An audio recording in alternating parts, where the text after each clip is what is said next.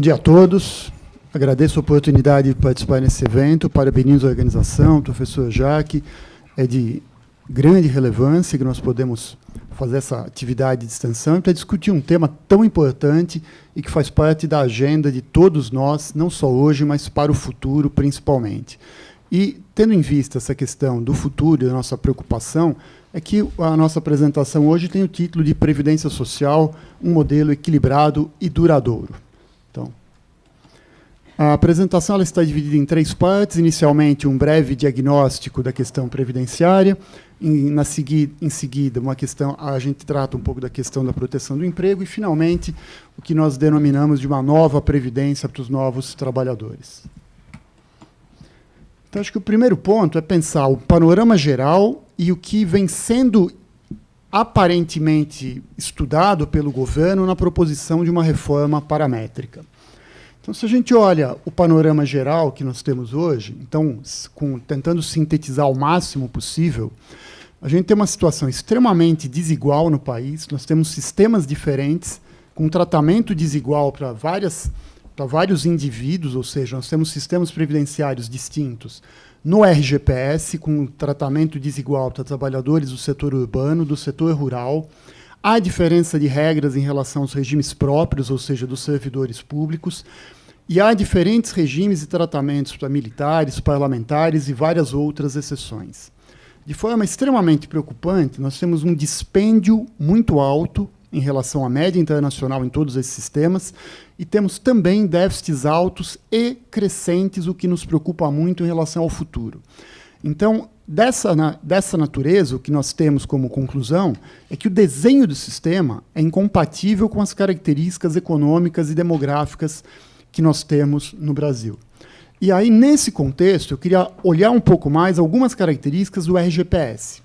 Então, no RGPS, o que nós temos? Primeiro, uma dualidade que praticamente não existe em qualquer outro país do mundo, que são aposentadorias diferentes. 2 tipos de aposentadoria programáveis diferentes, por tempo de contribuição e por idade. E elas dão origem ao fato de que as pessoas que se aposentam por tempo de contribuição tipicamente o fazem aos 55 anos para homens, aos 52 anos para as mulheres, e são, grosso modo, os trabalhadores de renda mais alta, de centros urbanos, de escolaridade mais alta e que passaram a maior parte de sua vida no setor formal da economia. Em oposição, a aposentadoria por idade, aos 65 anos para homens e aos 60 para mulheres, ela é obtida por trabalhadores de renda mais baixa, menor escolaridade, da área rural e que tiveram maior dificuldade de inserção no setor formal da economia. Então, o que nós temos é um sistema em que o idoso brasileiro é um idoso muito jovem, em especial aquele que se aposenta por tempo de contribuição. E é justamente essa desigualdade que uma reforma previdenciária devia abordar de alguma maneira. Adicionalmente, tem uma superindexação dos benefícios ao salário mínimo, que representa 50% dos gastos, e, em quantidade, quase 70% dos benefícios. A informalidade no mercado de trabalho, ainda que ela tenha reduzido nos últimos anos, ela é muito elevada, da ordem de 40%. A nossa alíquota de contribuição, para tentar fazer frente a esse dispêndio elevado, com informalidade muito alta, ela é muito grande para termos internacionais. Então, ela é da ordem de 28% a 31%. Adicionalmente, as outras distorções que nós temos são, em primeiro lugar, uma regra muito frouxa de concessão e de valor das pensões por morte, em que o Brasil é campeão mundial disparado. Adicionalmente, o Brasil tem uma regra de acumulação de pensões e aposentadorias que está em desacordo com a boa prática previdenciária. Igualmente relevante é o fato de que o sistema dá incentivos muito perversos às contribuições, ou seja, o valor do benefício de prestação continuada, que é definido pela LOAS, que é o benefício assistencial típico, ele tem um valor igual ao benefício contributivo da aposentadoria por idade, grosso modo. Então, há baixo incentivo a que o indivíduo se formalize e faça contribuições à Previdência Social. Então, todo esse quadro nos coloca uma necessidade urgente de reformas na Previdência. E se nós olhamos para isso, qual é o resultado desse quadro todo? É que a Previdência ela representa uma rubrica das mais importantes no gasto do governo. Então, se nós olhamos essa tabela que sumariza vários desses elementos, nós temos que os juros da dívida pública representam 9% do PIB, outras despesas 25%, e a aposentadoria englobando os regimes próprios do RGPS, alguma coisa da ordem de 12%. Então, isso totaliza 46% do PIB, grosso modo. E, dessa maneira, é necessário um esforço fiscal muito grande, seja por meio de arrecadação de impostos, com uma carga tributária que beira os 36%, quanto em relação à emissão de títulos da dívida pública necessários para completar o restante dos 46%. Uma outra ótica, olhando em relação a esse ponto de dispêndio, é uma comparação, ainda que imperfeita, do RGPS, que abarca os funcionários do setor privado, com os regimes próprios de funcionários públicos, de União, Estados e municípios e dos militares. Então, se a gente olha os dados principais que nós temos aí, primeiro, o número de beneficiários no RGPS ele é muito maior, ele é da ordem de 28 milhões contra 6 milhões de beneficiários nos regimes próprios. Há uma diferença enorme no valor desses benefícios. Então, no INSS, o valor médio dos benefícios é pouco superior a R$1.000 e nos regimes próprios superior a R$3.500. Se nós somarmos os dois valores que nós temos do gasto, 438 bilhões com 167, nós temos um dispêndio muito superior a 500 bilhões de reais. Então, esse dado é preocupante porque ele é um valor muito elevado para padrões internacionais. Há um déficit crescente, aquele resultado que aparece para o RGPS de 85,8 bilhões era o valor do ano passado. Para esse ano, a previsão inicial do déficit no RGPS era da faixa de 133 bilhões. Ela já está andando para alguma coisa em torno de 160 bilhões, crescendo para mais de 180 no ano que vem. Quer dizer, o esforço fiscal que o país faz é gigantesco, dadas as características sociais e econômicas e tudo que isso acarreta. A outra ótica em relação a esse ponto é olhar a jabuticaba previdenciária que o Brasil representa. Então, esse é um gráfico clássico na área de previdência social. No eixo horizontal, nós temos a porcentagem da população acima de 65 anos, que são os indivíduos potenciais recebedores de benefícios previdenciários. No eixo vertical, a proporção do gasto previdenciário em relação ao produto interno bruto do país. Então, no primeiro quadrante, naquele quadrante à direita que o Hélio está apontando, são países, basicamente países europeus, com população mais envelhecida e com uma estrutura de proteção social ligada ao welfare state mais consolidada. Se a gente olha nesse quadrante que o Hélio aponta agora, são países com uma população menos envelhecida e que, eventualmente, a parcela de regimes voluntários ligados à poupança e regimes de capitalização é maior. No quadrante inferior, embaixo, nós temos países de população mais nova e que, por isso, gastam menos com a Previdência. E naquele quadrante superior à esquerda, em vermelho, existe um único país.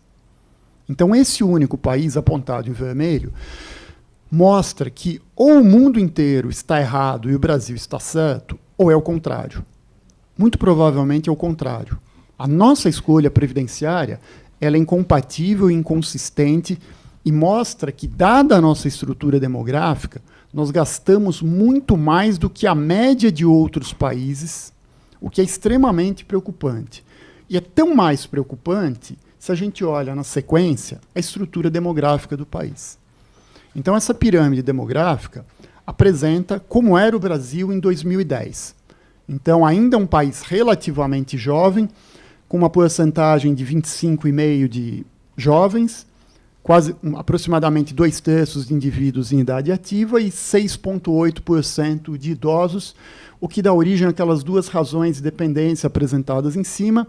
A razão de dependência de idosos é a relação da proporção de idosos em relação à proporção de indivíduos em idade ativa, e a razão de dependência, os 47,7%, a soma dos idosos mais os jovens em relação ao total da população ativa, que dá uma ideia do esforço da população que gera renda no sustento de jovens e idosos.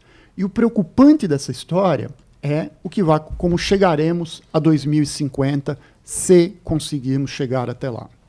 Então, em 2050, a estrutura demográfica do país muda muito rapidamente. O Brasil é um país em envelhecimento muito rápido. Nós já estamos passando pela fase final do bônus demográfico, o qual não foi aproveitado, ou seja, aquela fase da transição demográfica em que existe uma proporção maior de indivíduos em idade ativa em relação ao total de indivíduos idosos e indivíduos jovens. E chegaremos, no ano de 2050, com uma razão de dependência de idosos superior a 35%. Então, se nós olhamos para hoje e vemos uma situação muito grave e o Brasil tendo feito escolhas na área previdenciária aparentemente, certamente, inadequadas e inconsistentes, o recado que nós temos em relação a isso é que essa situação certamente vai piorar.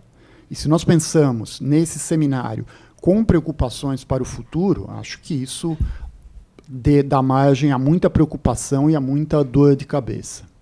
Então, uma vez feito esse brevíssimo diagnóstico, aí eu queria olhar, fazendo um exercício de quase que de futurologia, que é esperada a proposta do governo. Então, depois da quase aprovação ainda em tramitação da PEC 241, de limitação de gastos, o que se coloca na agenda do país hoje é a reforma previdenciária, do qual todos nós esperamos ansiosamente o que o governo tem a dizer. Então, aparentemente, isso é o que o governo vai dizer com base em todas as notícias que foram veiculadas na imprensa. Então, o primeiro ponto é uma questão conceitual, que é uma unificação de todos os regimes previdenciários do RGPS e dos RPPS. Como vai ser isso, ainda não está muito claro, porque nós não temos essa proposta. O que deve acontecer, que a gente espera? Então, primeiro, a colocação de uma idade mínima de aposentadoria para homens e mulheres, com algum tipo de regra de transição diferenciada, de acordo com a idade e provavelmente também para professores, provavelmente aos 50 anos. Também deve aparecer alguma coisa próxima de unificação das aposentadorias por tempo de contribuição e por idade, ainda não sabemos muito bem como. É possível que apareça, eu estou colocando tudo no condicional, é possível que apareça alguma fórmula de idade mínima variável atrelada à expectativa de vida, que é o que a gente chama de um mecanismo de ajustamento automático. Dentro desse contexto, é de se esperar que a fórmula do benefício ela seja alterada, ou seja, que o trabalhador possa se aposentar aos 65 anos de idade com 25% de contribuição, com 75% da média, mais um ajuste de 1% por ano contributivo, chegando aos 99% na improvável situação de 49 ou 50 anos de contribuição. É de se esperar também o final da indexação do piso pelo salário mínimo, vem sendo solto na imprensa. Provavelmente o benefício assistencial deve ter alguma mudança com o aumento da idade mínima para 70 anos e possivelmente alguma nova condição de elegibilidade. Na sequência, dado que a área rural é responsável por boa parte do déficit, deve ter uma mudança na contribuição rural, algo similar a 5% nos moldes do que é o microempreendedor individual. Também é esperado que haja um aumento na contribuição de trabalhadores do setor público, dos servidores públicos, de União, Estados e Municípios, de 11% para 14% ou 20%. Né? Com menor probabilidade, talvez, o final da paridade entre ativos e inativos do setor público para aqueles ingressantes antes de 2003, a reforma Lula, que obtiveram esse direito. E, finalmente, as duas últimas medidas, a proibição do acúmulo de aposentadorias e pensão, como acontece hoje, e também a proibição da desaposentação, que ainda depende de alguma decisão do judiciário. Então, isso é o que a gente espera. A gente não tem, obviamente, a proposta na mesa. Assim que a gente tiver, haverá um quadro mais bem definido. Com base nesse quadro todo, aí eu faço a pergunta que faz o link para a continuidade do Eduardo e do Hélio. Essa reforma paramétrica é adequada? Ela é suficiente? É o que nós esperamos de um modelo duradouro e sustentável para a Previdência Social? Essa é a pergunta que eu deixo no ar e aí a gente dá continuidade aos meus colegas de mesa. Obrigado.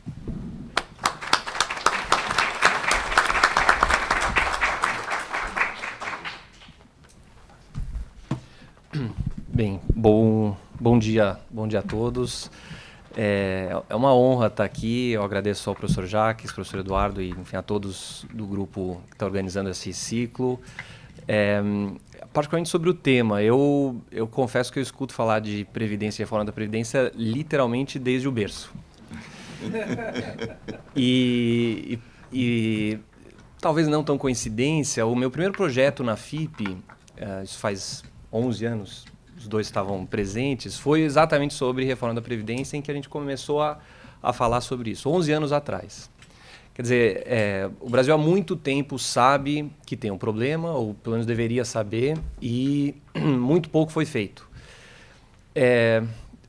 Por um lado, nós estamos agora num ponto em que praticamente não temos alternativa, então algo será feito, algo deverá ser feito, mas por outro, é uma pena que a gente não esteja com a discussão suficientemente madura sobre uma questão mais ampla, que é a proteção ao emprego no Brasil. Um sistema de previdência ele faz parte de um conjunto de políticas públicas que tem alguns objetivos e a gente vai deixar claro que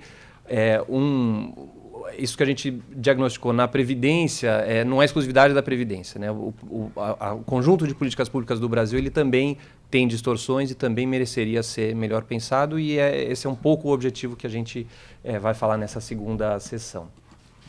Quando nós falamos de proteção ao emprego, e aí acho que também cabe uma consideração, o Luiz comentou muito da jabuticaba, né? Por que o Brasil é jabuticaba? Eu vejo duas possibilidades, ou a gente não olha para o que o mundo faz e a gente tenta inventar sozinhos, mas aí tem menos gente pensando, então talvez olhar para o que o mundo faz fosse mais interessante, ou a gente olha demais e aí a gente quer ter tudo, né? E esse é um desses casos. O mundo, aí depende do nível de desenvolvimento do país, mas o mundo normalmente escolhe uma entre essas políticas de proteção que estão listadas. Essencialmente, ou é alguma forma de seguro-desemprego, seja ela um sistema de seguro mesmo, em que quando você ficou desempregado você tem acesso a recursos que são financiados de alguma forma, ou uma poupança individual que tem como função proteger aquele poupador do desemprego. Tem países que não tem nada disso, mas eles obrigam ou estimulam os empregadores a indenizar os trabalhadores quando eles são desligados, e aí o termo é o severance pay, mas essencialmente é o pagamento de uma indenização quando o contrato de trabalho é terminado.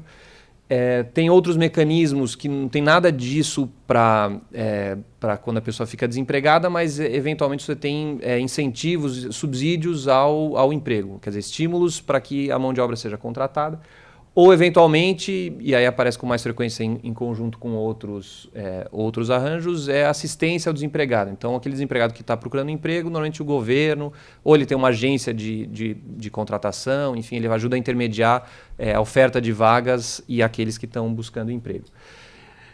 Esses são os arranjos que os países normalmente escolhem, né? O que o Brasil escolheu? Todos. E aqui vale um depoimento, a gente que lida com isso há bastante tempo, quando a gente conta isso para pessoas que trabalham no Banco Mundial, na OIT, e a gente comenta que no Brasil tem tudo, as pessoas caem o queixo, né? Porque essencialmente esses programas eles têm custo, né? Eles não são só benefícios. E aqui o Brasil realmente a gente tem tudo, a gente tem o seguro-desemprego, a gente tem contas individuais, que é o FGTS, temos o Severance Pay, que é tanto a multa do FGTS como o aviso prévio, ele pode ser encarado como uma forma de indenizar, até porque é muito comum no Brasil o aviso prévio ser indenizado, né? Temos o subsídio ao emprego formal, que é o abono salarial, isso é uma forma, quer dizer, a pessoa, pelo fato de ter um emprego formal, ela tem direito a um benefício, essa natureza do abono essencialmente é um subsídio à contratação. E temos muitos programas de recolocação também, tanto no âmbito federal quanto no âmbito estadual. Então, nós temos tudo.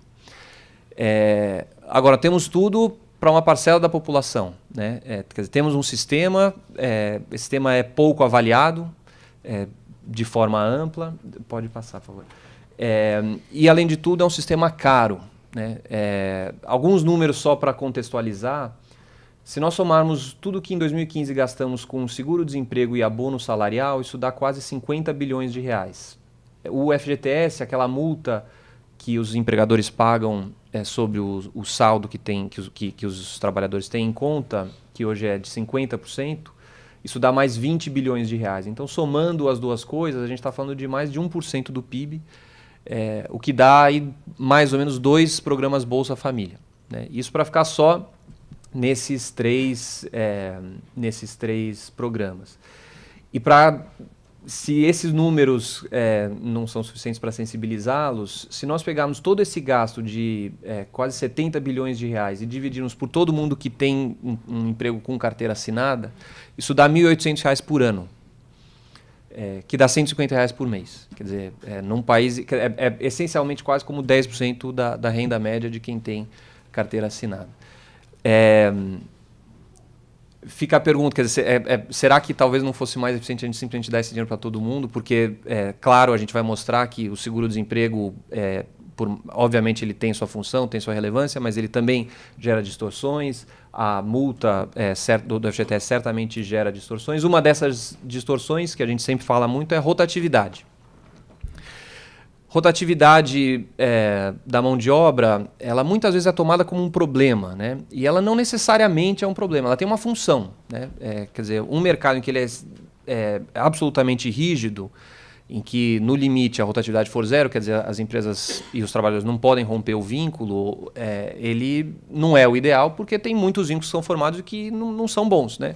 Quando um trabalhador é contratado, a empresa não conhece tão bem o trabalhador não conhece tão bem a empresa e eles, por algum motivo, podem querer terminar o vínculo. Então, um pouco de rotatividade é importante. Ajuda a elevar a produtividade da economia porque os vínculos pouco produtivos são eliminados. Mas muita rotatividade também não é desejado, porque uma rotatividade alta ela desestimula o investimento no capital humano, né? Quer dizer, tanto o trabalhador, se ele sabe que ele dali a pouco tempo tem chance de sair daquela empresa, ele não vai querer entender a cultura da empresa ou entender o mercado em que ele trabalha, e as empresas também não vão querer investir naquele trabalhador, na formação, porque elas sabem, ou vão ter menos incentivos para investir, enfim, porque elas sabem que aquele trabalhador dali a pouco tempo tem chance de estar num concorrente ou estar em outro setor.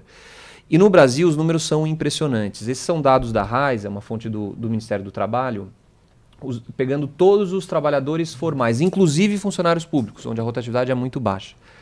Os dados vão até 2013, agora 2015 caiu um pouquinho, mas essa é a ordem de grandeza. A gente tem uma rotatividade acima de 50%, 55% em 2013. Isso significa o quê? Que de cada 2 trabalhadores que começaram o ano numa empresa, menos de um na média, né, chegou ao final do ano naquela empresa. Quer dizer, literalmente as pessoas trabalham com um pé fora da empresa, né? Ou metaforicamente, na verdade. E se a gente decompuser essa taxa de rotatividade, a gente vê que metade dela se dá por iniciativa do empregador, mas a outra metade se dá por vários outros motivos, entre os quais a iniciativa do empregado, né? Isso também é um fenômeno que assusta, principalmente quem está acostumado a ver os números de outros países com os quais a gente pode se comparar, são números muito elevados.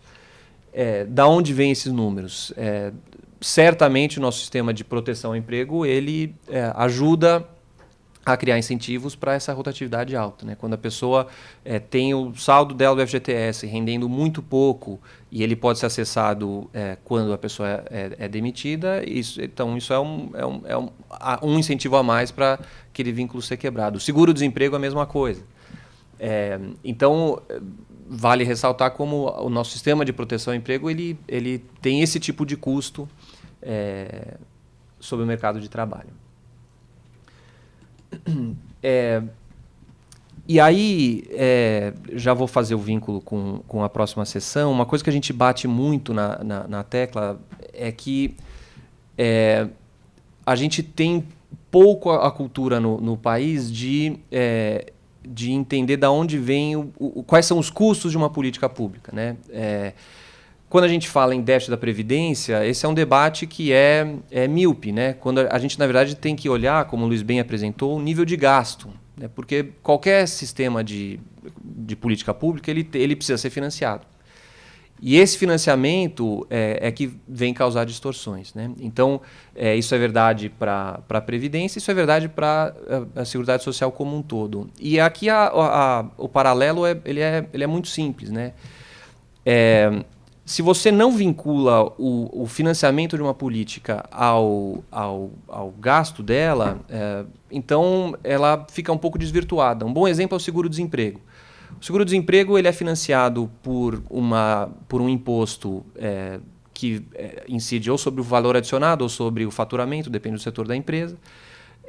e o beneficiário é o trabalhador que entra no desemprego. E aí empresas que demitem muito ou empresas que demitem pouco, elas pagam a mesma alíquota, enfim, e você não tem nenhum incentivo para que aquele vínculo seja reforçado ou que aquela demissão seja, se possível, evitada. O caso da Previdência teve as exonerações recentes, mas a Previdência ela é financiada, a Previdência Urbana é financiada com imposto sobre a folha, sobre os salários, da ordem de 30%. E aí, quando você faz isso, é importante lembrar, né? Nós, por exemplo, como sociedade, decidimos que fumar é ruim, né? Não, gostaríamos que a nossa população fumasse menos. Então, o que nós fazemos? Introdução à economia a gente logo aprende. Taxamos o cigarro. E aí, com isso, a gente aumenta o preço e as pessoas fumam menos. E o que a gente parece, como sociedade, decidir é que o emprego também é ruim. Porque quando nós taxamos o emprego em 30% só para financiar o sistema de previdência, tem outros impostos que incidem sobre a folha. Parece que também nós queremos inibir o emprego, né? E é muito importante lembrar que esse é o impacto de quando você tem um sistema de previdência como esse, né?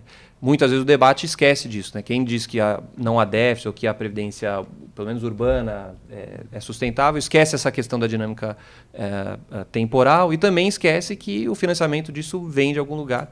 E ele impõe muitos custos para a nossa sociedade. Então, achamos que, além de discutir as reformas mais imediatas, que são muito óbvias e que devem mexer no sistema atual, é muito importante para o nosso país discutir também uma nova opção, um novo modelo de previdência. E aí eu passo a palavra para o Hélio. Obrigado.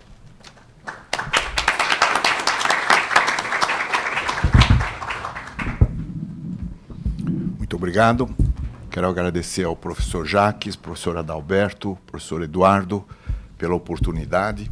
E para nós é um prazer poder estar aqui contribuindo para o debate desse problema tão importante, tão relevante, e para o qual parece que, finalmente, a sociedade está se dispondo a dar uma resposta. Eu acho que o nosso intuito até aqui foi mostrar que, se nós realmente queremos fazer alguma coisa na Previdência, é óbvio que a gente precisa de algumas medidas como as que o Luiz elencou. Quer dizer, nós precisamos dar um jeito nesse sistema que está aí. Mas isso pode dar conta do ponto de vista fiscal. E a Previdência, ela tem interfaces importantíssimas, principalmente com o mercado de trabalho, e o Eduardo deixou isso bem claro. Quer dizer, se nós quisermos realmente criar um sistema duradouro, nós não podemos ignorar essa interface, porque a Previdência é financiada basicamente com contribuições sobre a folha de salário, e salário, mercado de trabalho. Então, nós precisamos fazer um esforço para construir também uma situação que seja compatível com o funcionamento eficiente do mercado de trabalho. E aí, daqui a pouquinho, vou colocar qual seria a nossa proposta para responder a essa questão. Eu quero rapidamente colocar para vocês algumas ideias muito básicas sobre Previdência. Nós temos, basicamente, algumas dicotomias. Quando se escolhe um regime, a gente tem que fazer uma escolha entre repartição ou capitalização. Um regime de repartição é um regime que representa um pacto entre as gerações. Então, quem trabalha contribui para pagar a aposentadoria de quem já não trabalha. Com base em que é feito esse pacto? Quando esses que trabalham chegarem à condição de aposentados, vai haver uma nova geração que vai fazer o mesmo. Um pacto entre as gerações. O regime de capitalização é diferente. Não há pacto entre as gerações, cada um cuida da sua aposentadoria. Então, aquela contribuição, ao invés de ir para um fundo coletivo, vai para uma conta, e essa conta vai rendendo, você vai acumulando, e quando chegar a aposentadoria, você tem um montante para se aposentar. Outra dicotomia importante, benefício definido ou contribuição definida. Benefício definido é um sistema que promete o valor que vai pagar na aposentadoria.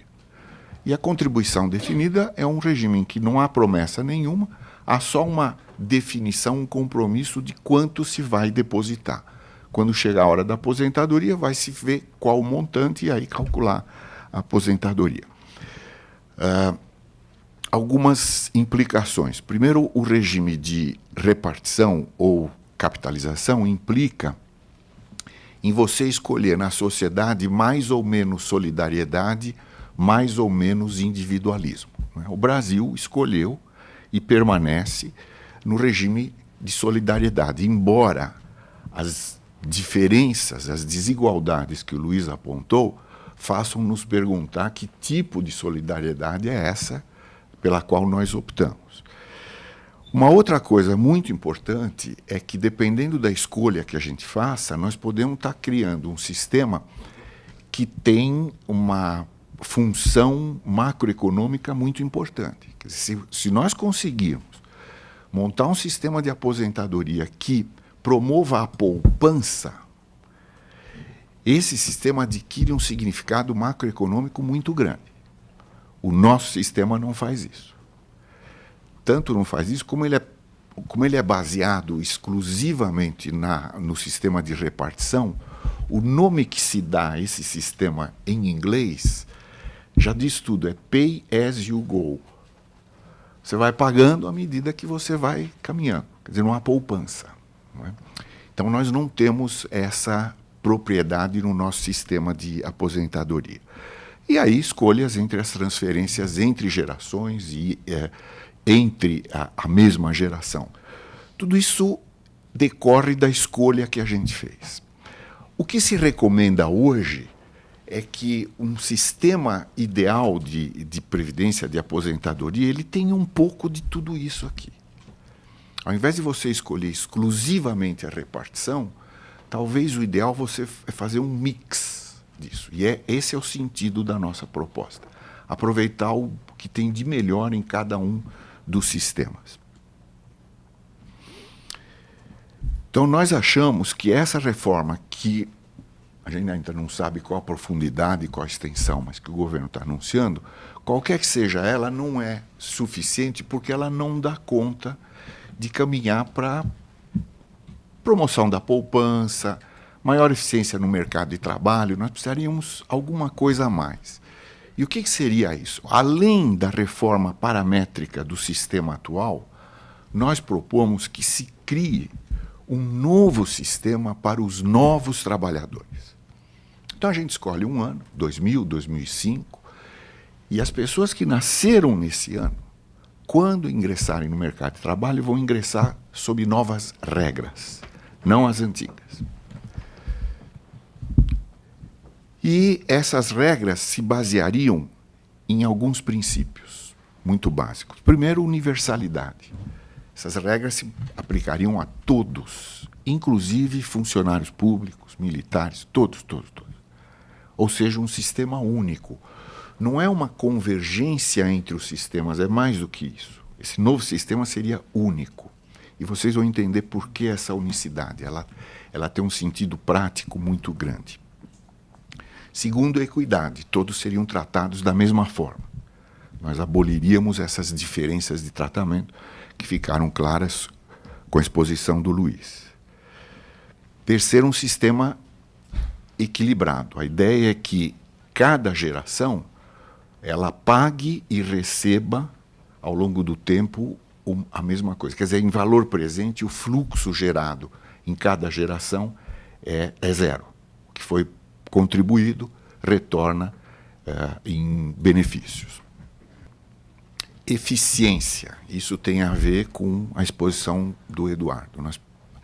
A ideia é que a gente minimize a taxação sobre a folha. O sistema de previdência tem que ser financiado com contribuições sobre a folha. Mas ele está exageradamente pressionando a nossa folha de pagamentos. Quer dizer, 31% de contribuição para o sistema de previdência sufoca E aí, essa é uma coisa importante, você tem um nível de taxação tão grande na folha que não sobra para criar poupança. Quer dizer, a ideia é aliviar a folha para que haja um espaço para a poupança de longo prazo. E simples. O sistema tem que ser simples. Quer dizer, se ele é único, se ele é universal, ele tem que ter regras muito claras, que todos possam entender, um pequeno número de regras. Então, esses são os 5 princípios que embasam essa nova proposta. E 3 regras básicas.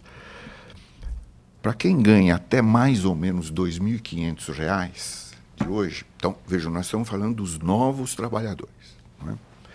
Para quem ganha até R$ 2.500, na hora da aposentadoria, a taxa de reposição vai ser praticamente 100%. Nós estamos falando de 80% da força de trabalho. Quer dizer, esse sistema ele seria capaz de gerar uma aposentadoria em que não houvesse diferença na renda após a aposentadoria. Então, essa seria uma regra. Esse é um objetivo. A idade mínima para aposentadoria, a mesma para todos, inclusive para as mulheres. Nós já poderíamos estar pensando em 67 anos hoje, e com ajustes periódicos. A longevidade da humanidade está crescendo, a do Brasil está crescendo aceleradamente, e a gente vai ter que dar um jeito de continuar trabalhando por mais tempo do que nós imaginávamos quando começamos a trabalhar. Então, mesma idade mínima para todos. E aqui na questão da idade mínima, eu quero voltar a insistir num ponto que o Luiz levantou. Quando a gente diz que a idade mínima precisa ser grande, a instituição da idade mínima vai afetar exatamente o trabalhador que começou a trabalhar muito cedo. Esse que começou a trabalhar muito cedo, com 14 anos, com 15 anos, ele provavelmente começou a trabalhar na informalidade. E ele provavelmente não conseguiu trabalhar formalmente um número de anos suficiente para aposentar por tempo de contribuição. E ele vai acabar se aposentando por idade aos 65 anos. Então, para esse trabalhador, já existe uma aposentadoria por idade pela informalidade. Quem não se aposenta por idade é o trabalhador de maior escolaridade, de maior salário, porque esse conseguiu ficar na formalidade desde o começo e aos 55, 58 anos está se aposentando. Então, a idade mínima vai afetar esses trabalhadores. Quer dizer, ela não comete uma injustiça, com muitos argumentos, contra os mais pobres, os que tiveram que começar mais cedo. E o tempo de contribuição, 40 anos. Talvez a gente tenha que pensar até em mais. Não é? E aqui, há uma inovação que a gente propõe. A idade para a mulher se aposentar é a mesma do homem, por uma razão muito simples. A mulher é mais longeva. Não faz muito sentido do ponto de vista do financiamento da Seguridade Social, da Previdência Social, você aposentar a mulher antes. Ela vai durar mais do que o homem. Nos campos de concentração nazistas, os homens morriam antes do que as mulheres. A mulher é mais forte, a mulher é mais resistente. Agora, a gente não pode desconhecer a dupla condição social da mulher. Então, o que a gente propõe é que a exigência de contribuição da mulher seja menor. Seja 35 anos, menor do que a do homem. Com esses pressupostos, a gente propõe um sistema com 4 pilares, na ideia da gente aproveitar um mix de propriedades boas de todas aquelas dicotomias. O primeiro pilar, nós chamamos de renda básica do idoso. Esse é um benefício incondicional, é um benefício não contributivo. Então, esse novo trabalhador, quando chegar aos 65 anos, 67 anos, a idade da aposentadoria, ele mostra a certidão de nascimento e passa a receber essa renda básica do idoso, mesmo que nunca tenha contribuído para a Previdência. É um reconhecimento de que essa realidade existe. Muita gente não vai conseguir tempo para acumular uma aposentadoria no sistema formal. Então a gente reconhece isso, não comete o erro que o Chile cometeu um tempo atrás, 40 anos atrás. O Chile privatizou a Previdência. Eles tinham um sistema parecido com o nosso e eles privatizaram. Logicamente, isso só foi possível por causa do regime de força que existia naquela época. 30 anos depois, eles descobriram que, ao privatizar e compelir todos os trabalhadores a pouparem em contas privadas, havia uma geração de chilenos que não tinha conseguido poupar. E aí eles tiveram que criar esse benefício. Inclusive, isso foi tema de campanha presidencial. A Previdência foi, eu acho que é o caso único na história em que Previdência passou a ser tema de campanha, porque, em geral, os políticos não gostam muito de falar nisso, porque são medidas difíceis de justificar e de defender. Então, a gente teria isso. E isso, importante, seria financiado pelo Tesouro, pelos impostos gerais, não sobre a folha, como hoje acontece, com muitos benefícios que têm essa característica. Por exemplo, a aposentadoria rural, no fundo, é uma renda básica do trabalhador rural. Porque ele não contribuiu, ele passou na informalidade, e ao se aposentar ele ganha a aposentadoria, que por sinal chama aposentadoria por idade rural. Não é? Mas aí ele tem que justificar, ele tem que pedir para alguém um formulário, um requerimento. Aqui não. 65 anos, traz certidão de nascimento e leva. O rico e o pobre. Nós acreditamos que é mais eficiente você generalizar do que começar a fazer teste de quem é pobre ou não. Mas a gente não brigaria por causa disso. Se optar por um exame de renda e só oferecer esse benefício para quem realmente está abaixo de uma determinada renda, a gente não se oporia a isso. Nós achamos que seria mais simples um benefício universal. E quem fosse suficientemente rico poderia até dispensá-lo, como muitas vezes acontece. O segundo pilar seria o que hoje é o INSS. Mas nós poderíamos, pensando no que vem mais para frente, comprimir esse INSS. Hoje o INSS paga um benefício no teto de 5 mil e pouco.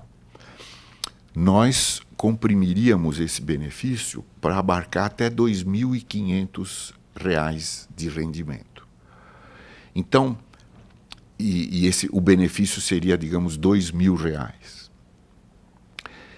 Uma pessoa que ganha até 2.500 e se aposenta só com esses dois pilares, ela já tem a reposição da renda dela. Qual a implicação disso? Eu não sei se vocês estão enxergando.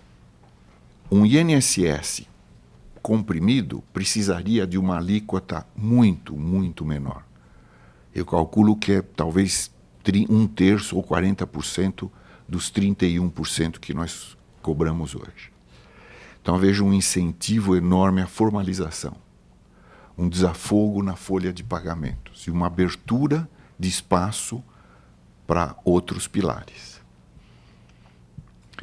Importante, como é um sistema único, e não é convergência de sistemas, mas é um sistema único, esse pilar 1 se aplicaria aos funcionários públicos também. Então, os funcionários públicos não teriam mais o regime próprio. Eles estariam sujeitos, estariam cobertos por esse regime que é único. Terceiro pilar, e aqui é a inovação que a gente traz. Aliás, não é tanta inovação. Primeiro porque faz 10 ou 11 anos que a gente tem proposto isso aqui. E segundo, não é invenção nossa, não é inovação. Essa é uma solução que está sendo discutida em alguns países, e ela, inclusive, é uma sugestão do Stiglitz. Ele escreveu, há uns 10, 12 anos atrás, um artigo em que ele sugere exatamente isso, unificar o seguro-desemprego e o plano de aposentadoria capitalizado.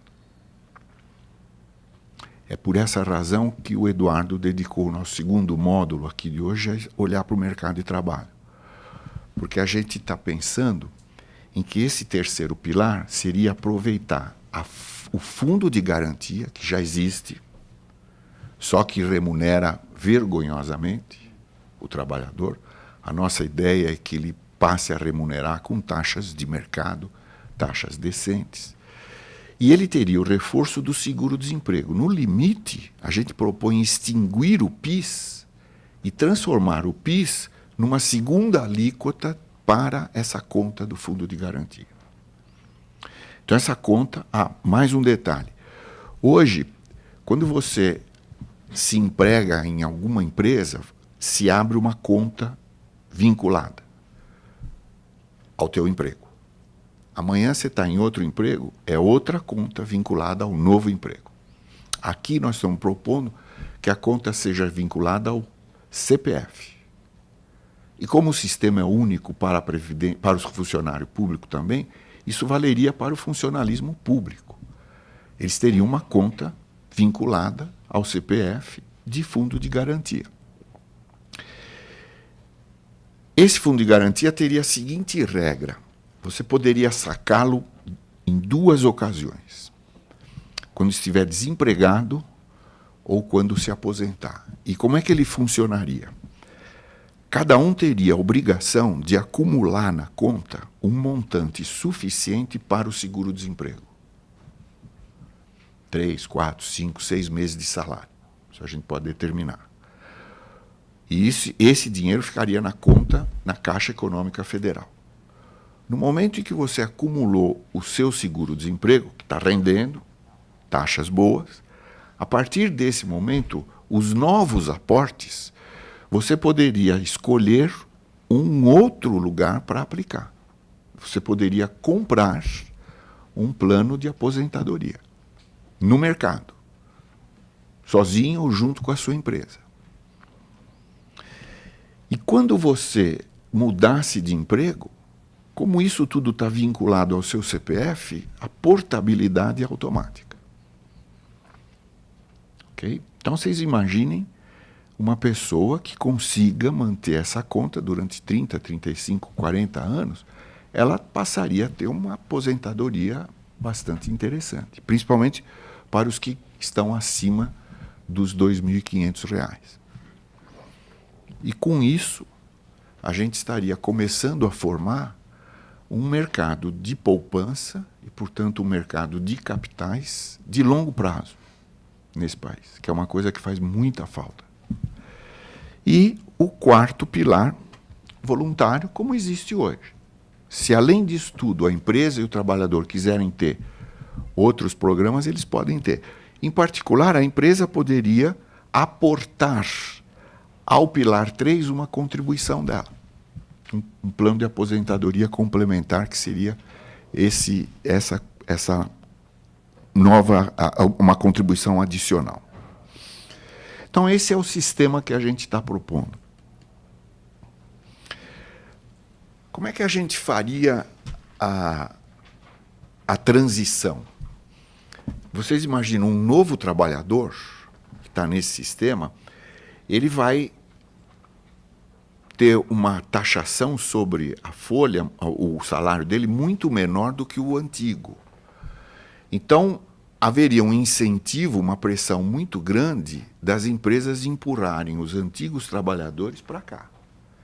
E se isso acontecer, a gente inviabiliza essa transição, porque você precisa continuar pedalando o outro.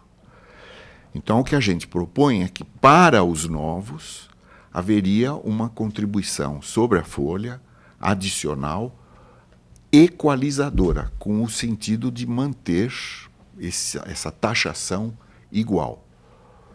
E, periodicamente, se avaliaria essa situação. E, aos poucos, à medida que esse contingente fosse desaparecendo, os aposentados fossem morrendo, você precisaria menos dinheiro para financiar aqui, e aí você progressivamente poderia fazer um phasing out das contribuições nos dois lados. Isso levaria muito tempo, né? ao mesmo tempo, você poderia incentivar e promover a migração. Claro que para quem está quase se aposentando, não vai valer a pena migrar para o novo. Mas quem está na metade do caminho, talvez valha a pena. Porque aqui o Fundo de Garantia está rendendo. Então, o que eu poderia fazer? Nós poderíamos criar bônus de reconhecimento para quem quisesse migrar. Então, nós reconheceríamos o tempo de contribuição e traríamos para cá. De qualquer jeito, essa pessoa vai se aposentar. Mas ela pode vir para cá e já se aposentaria na regra nova. Né? Então, a gente vê que é possível você fazer essa transição administrando durante algumas décadas esse equilíbrio. Né? Para lembrar o exemplo do Chile, o Tesouro do Chile pagou essa transição durante décadas. Né? Isso é inevitável. A gente costuma dizer que isso é uma dívida implícita. Quando você faz uma reforma, a dívida implícita aparece. E você precisa pagar. Não é porque ela não apareceu antes que ela não existe, ela está lá. O buraco da Previdência existe. Né? A reforma apenas estaria explicitando esse buraco. Para finalizar, nós estamos falando de uma coisa que preocupa a nós todos. Não é? Eu, outro dia, participei de um debate com o José Sequin, e ele tem uma expressão que eu acho muito feliz, que quando você fala em reforma da Previdência, em geral, você recebe críticas e as pessoas que estão para se aposentar ficam preocupadas e agoniadas. O Sequin diz, não se preocupem, porque fazer a reforma é trazer alívio e não preocupação. Se você fizer a reforma, você está garantindo, de alguma forma, que as pessoas vão continuar a ter a aposentadoria. Se não fizer a reforma, a gente não sabe o que vai acontecer. É só olhar o que está acontecendo com as finanças dos estados. Muitos estados não estão podendo pagar salários hoje. O que dizer das aposentadorias? Os aposentados vão continuar a receber até quando? E os que não são aposentados vão conseguir a aposentadoria? E os jovens, como é que eles vão olhar tudo isso? Eu acho que o debate sobre a Previdência Social vai trazer um esclarecimento muito grande para os jovens. E é muito possível que eles se façam a seguinte pergunta: olha, essa história do pacto intergeracional, eu não fui consultado para assinar esse pacto. Por que é que eu vou ter que pagar uma aposentadoria se depois, na minha vez, eu não vou ter aposentadoria? O que eu estou querendo dizer é que a gente não deve se surpreender se, ao longo do debate que vai dominar esse país no próximo ano, a respeito da reforma da Previdência, a gente perceber que esse tema ganhou as ruas. E ele tem um potencial enorme de se transformar em conflito de gerações. É uma coisa muito séria.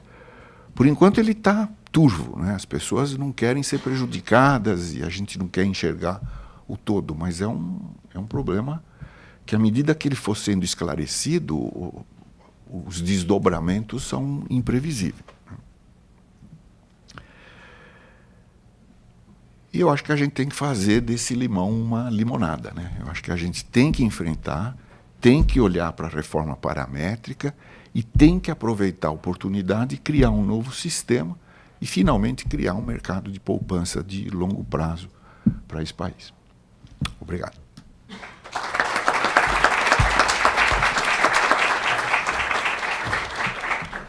Bom, obrigado aos colegas, palestrantes, pelas excelentes apresentações. Eu gostaria, a gente ainda tem uns 30 minutos para o debate. Eu acho que ficou claro, né, que acho que a questão da Previdência evidencia o conflito geracional potencial, né? Mas acho que vários dos temas que vão ser tratados aqui, de uma forma ou de outra, vão tratar dessa questão intergeracional. Né? Mais do que um pacto geracional em relação à previdência, em relação ao ajuste fiscal, em relação ao combate às desigualdades pessoais e regionais de renda, temas que serão tratados aqui, mudanças climáticas, né? O professor Jacques aqui é um grande pesquisador da área. Eu acho que a solidariedade intergeracional vai fazer parte das soluções que devemos procurar, pensando no Brasil melhor, repensando o Brasil melhor para as futuras gerações.